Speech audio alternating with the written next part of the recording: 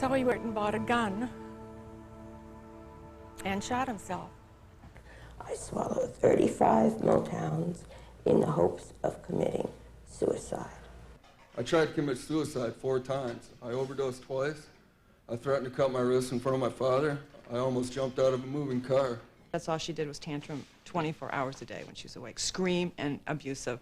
Where there's bruises here on her face. I mean, I have it all on film, and it's very painful. It's very painful to watch that. I have a lot of delusions that I believe in. Like the government is following me around with political military espionage. Why was reading that?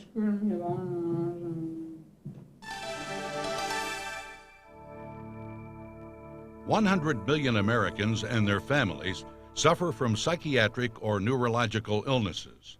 That's more than any other major disease. And the impact on our economy reaches $600 billion. The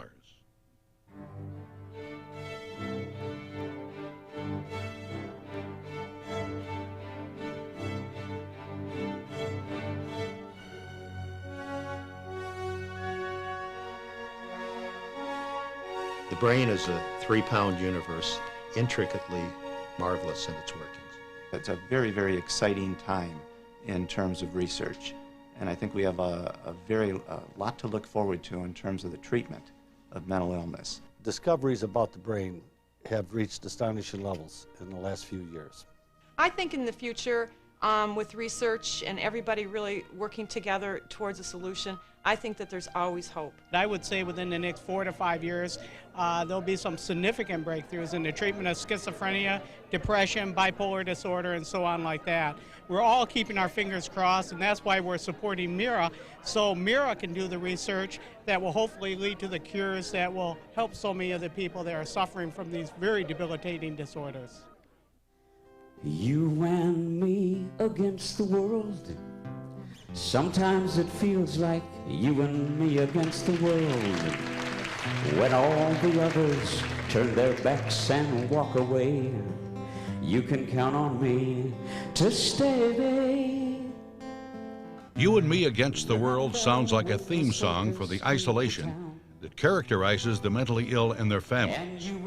The man who wrote those words and now sings that award-winning pop classic himself suffered through a decade of addictive disorder and came to Detroit to tell his story to MIRA. Paul Williams wrote most of the pop hit classics of the 70s, but spent most of the 80s under the influence of drugs and alcohol. My name is Paul Williams, and I'm a very grateful recovering alcoholic, and that's the reason I'm here tonight. Paul went on to reel off the story of his growing up in a house where alcohol was the reward, and sobered up only after admitting to himself his life was being strangled by his addiction. I have a life back today because of Alcoholics Anonymous. I will tell you that at about a year sober, I walked into UCLA and I got my certificate as a drug and alcohol counselor. And you know, I don't know that in the work that I've done in the last few years, I know of one life for sure that I've saved. One small, good-looking little blonde guy, you know, that is around today, and that's me. Thank you. In the audience was Dr. Charles R. Schuster, who just moments before had been honored with MIRA's Gold Key Award for his distinguished research in psychopharmacology of drug abuse, which includes alcoholism. And I think it's very important that we recognize that substance abuse and mental health problems cannot really be distinguished and cannot really be bifurcated. Perhaps 60 to 70% of the people that we deal with who have substance abuse problems have comorbid conditions of a psychiatric nature. And it's extremely important that we unite in our efforts to support research for mental health, substance abuse, and the interaction of these. They're not distinguishable. Everything in my life is better today. And what you do by becoming actively involved with an organization like MIRA is you give yourself to something that people didn't talk about before. We are not bad people trying to become good people. We're sick people learning to be well and becoming well. It is a process, not an event, and you contribute greatly to it just by being here tonight. Thank you.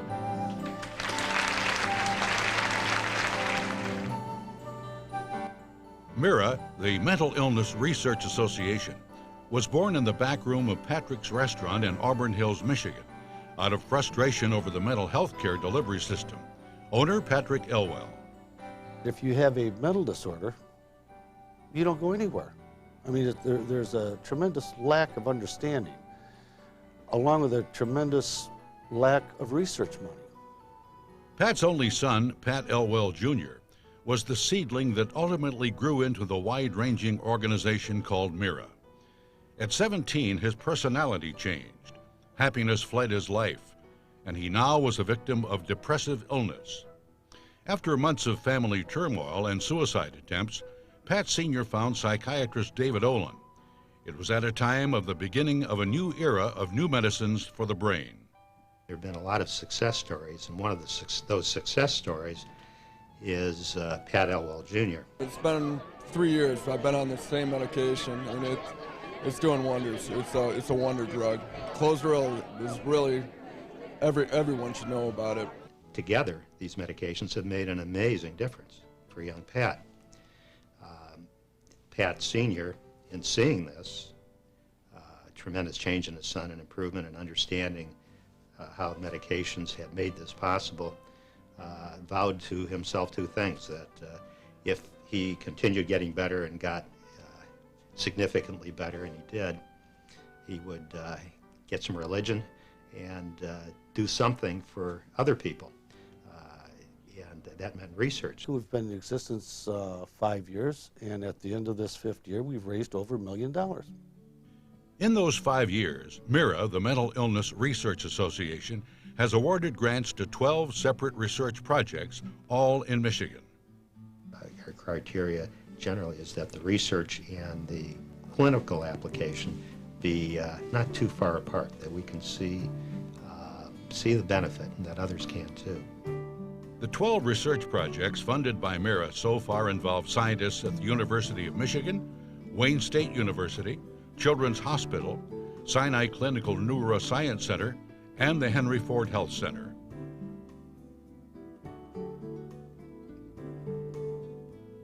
MIRA's longest funded project has been a PET scan study of serotonin production in the brain of autism patients. The study, with doctors Harry and Diane Shogani at Children's Hospital of Michigan, is beginning to bear fruit.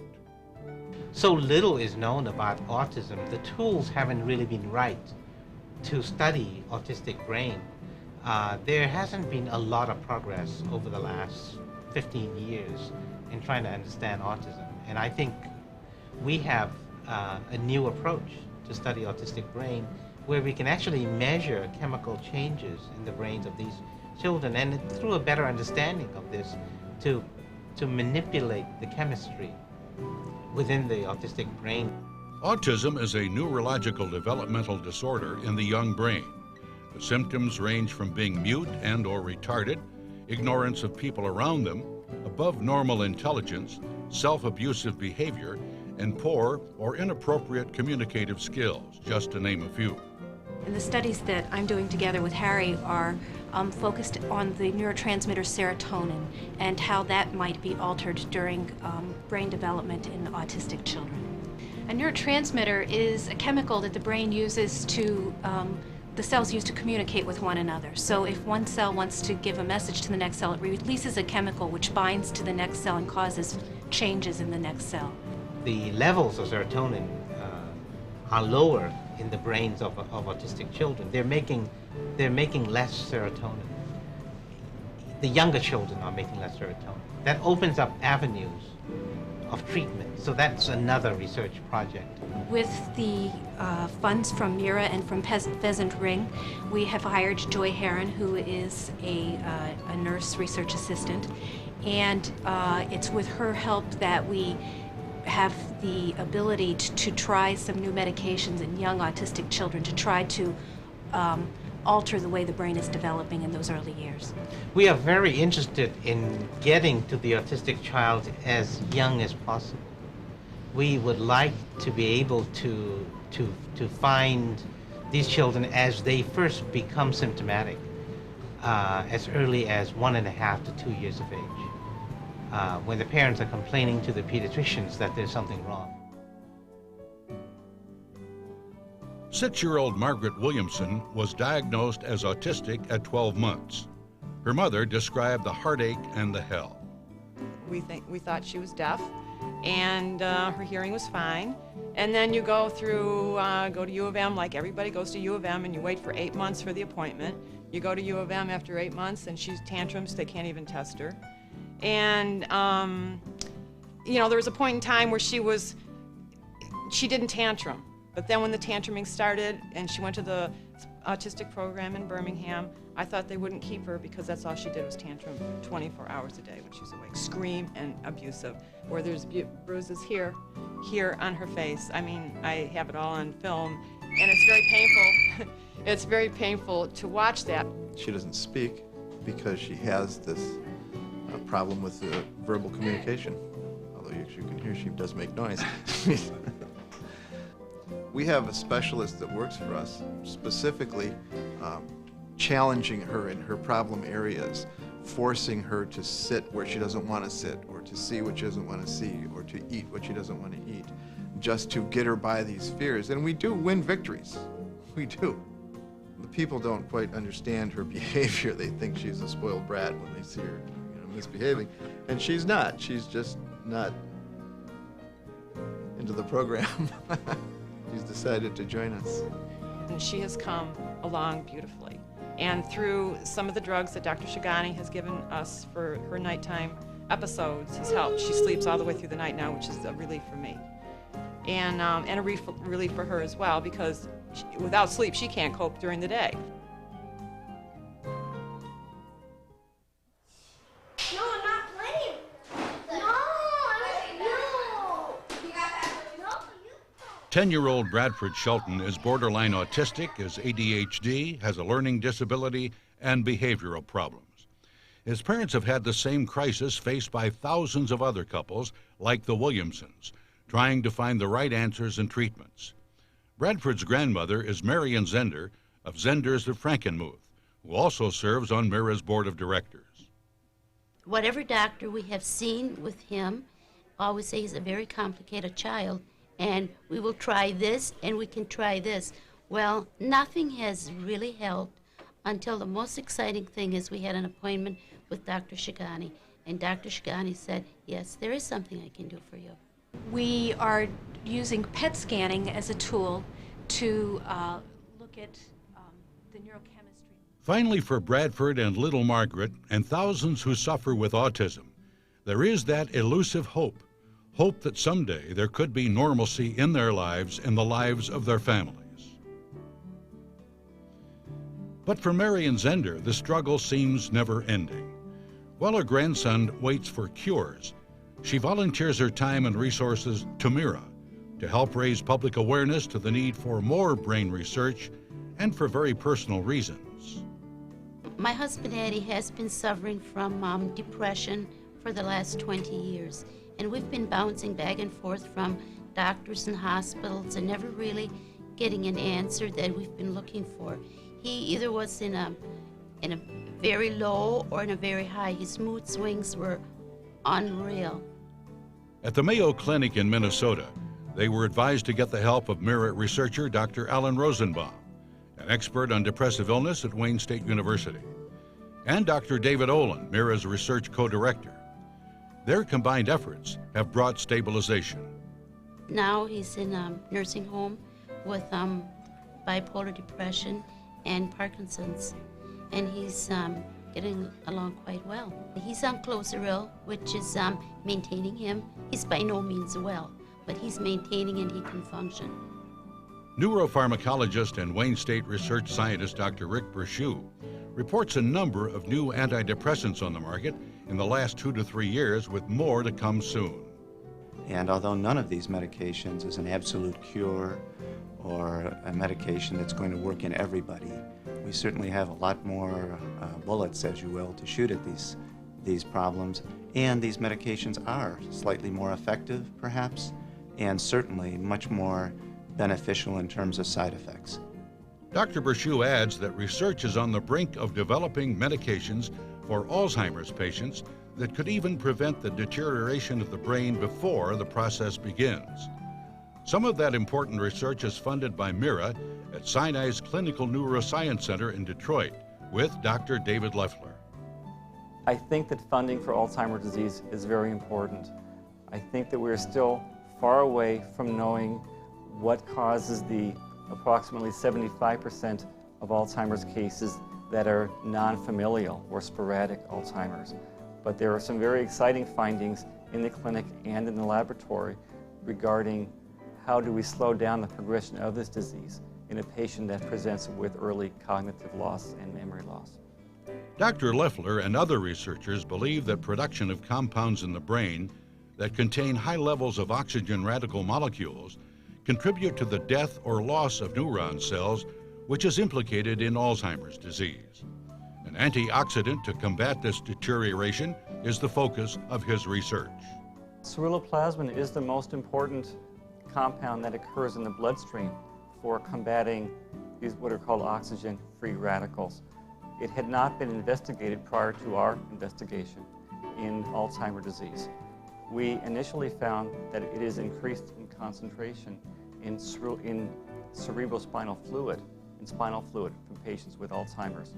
This led us to take a look to see if in fact it is also increased in Alzheimer's disease brain tissue. Dr. Leffler's research findings have been published in medical journals and presented at medical meetings around the country because Alzheimer's is on the increase. At this point in time, we have approximately 4 million individuals in the United States with Alzheimer's disease. Within 50 years, that population may grow to 10 to 12 million individuals. And overall life expectancy now in 1997 is 76. Projections for the middle of the century and next century are that we'll be averaging 100. So times are really changing, especially if you think about King Tut. He was, I believe, 18 when he died, about average for the average Egyptian at that time. We want our brains to last, and that is within our grasp. Especially with the kind of research going on today, and with the significant studies being funded by MIRA. But what about normal memory loss in the process of aging? That's another MIRA-supported study at the Henry Ford Health System in Detroit. Dr. C. Edward Coffey. The majority of individuals will complain of some change in their memory as they age. The question for scientists is how much memory change is normal or to be expected with normal aging, and where do we draw the line between that so-called normal forgetfulness of aging and the abnormal forgetfulness that goes on to characterize diseases like Alzheimer's disease. So that's really the focus of our research, is trying to define that boundary. Dr. Coffey's study is one of MIRA's latest projects and should yield important findings in the new year. Research is absolutely critical for our understanding of brain and behavior as we move forward into the 21st century. The brain is a tremendously complex organ. It ultimately controls everything that we do and say and feel, everything that we are, everything that we can become. And yet our understanding of this organ is very, very small. The good news is there are a tremendous number of new techniques being initiated by research teams here and abroad. Another MIRA-funded research project is at the University of Michigan in Ann Arbor, where Dr. Kirk Fry and his team are trying to find out what causes schizophrenia. 2 million Americans suffer from schizophrenia at an estimated total cost of $30 billion. Schizophrenia is a mental disorder characterized by indifference, withdrawal, delusions, and hallucinations. We have a grant from MIRA to investigate a possible cause for schizophrenia on its biochemical basis. As you know, for many years, both clinicians and researchers in schizophrenia have believed that dopamine, a neurochemical transmitter in the brain, is somehow central to the schizophrenic problem. Dopamine is a chemical made by a select few nerve cells in the brain and released when they want to communicate to the cells that listen. The transfer creates chemical and electrical changes in those listening cells and may change the brain's sensitivity and focus of attention in processing the information around us. And with the assistance of MIRA, we're now engaged in a project to see whether the problem in schizophrenia might be that there are too many dopamine neurons, that is, too much dopamine, as opposed to an overly sensitive brain. If successful, Dr. Fry's project could turn the corner in schizophrenia research and bring us closer to understanding the real causes of this baffling mental disorder.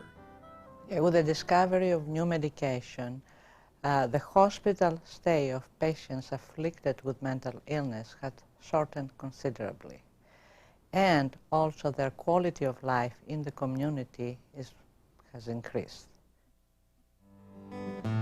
Sharing horizons that are new to us, watching the signs along the way, talking it over, just the two of us, working together day by day, together. And when the MIRA's annual Gold Key event has been its principal fundraiser to support the important research into mental illness and emotional disorders. But MIRA does more than raise funds and target specific studies.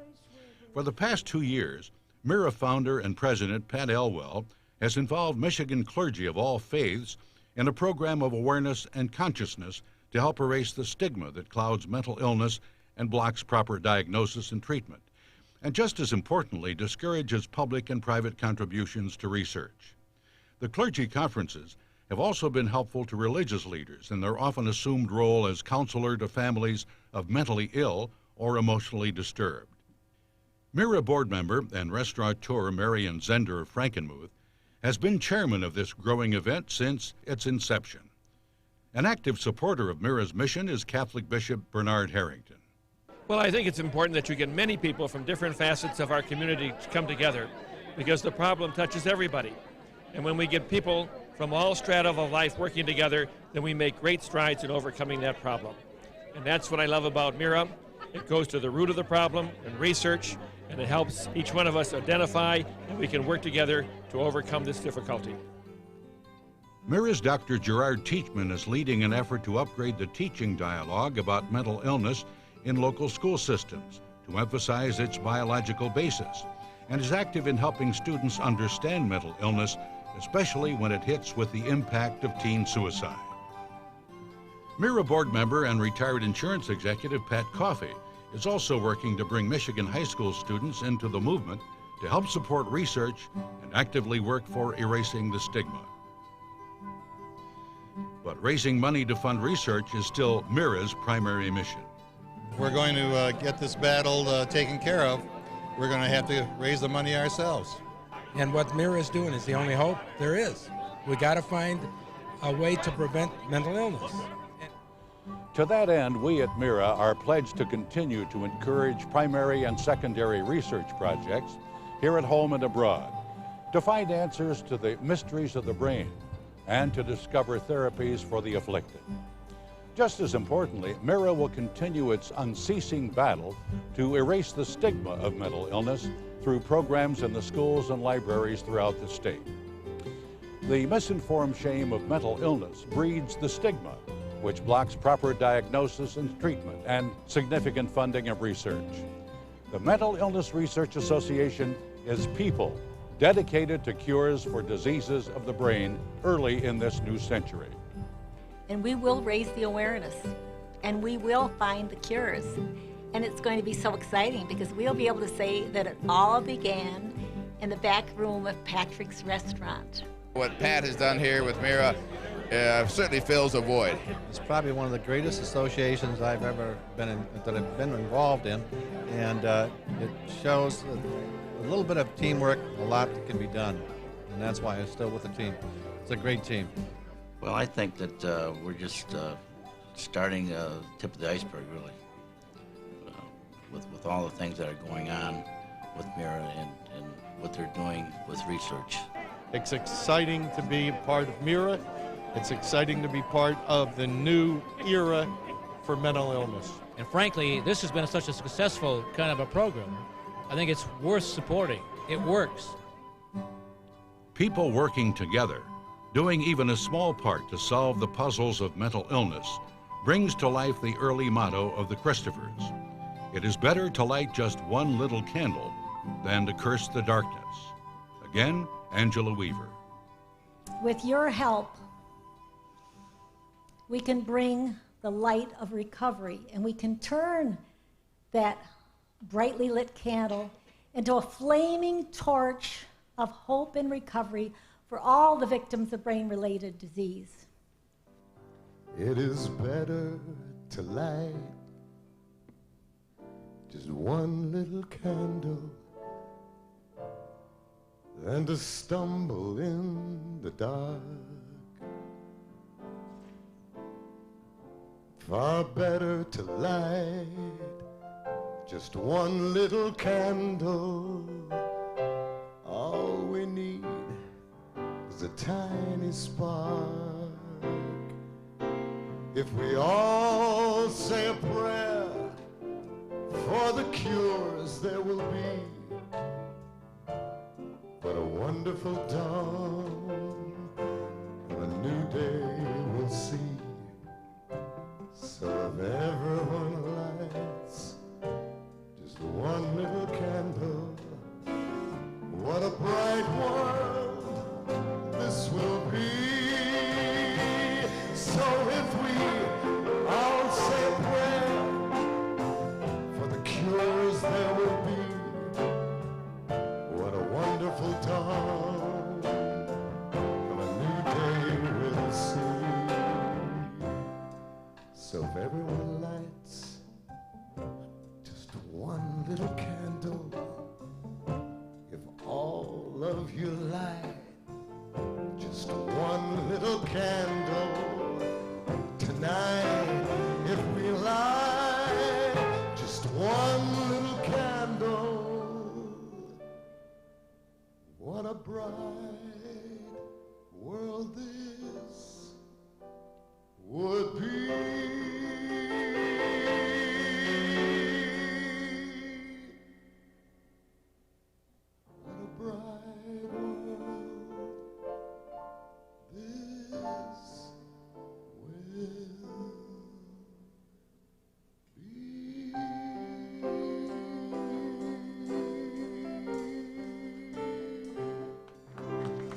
Thank you. Thanks for all your help. Good night.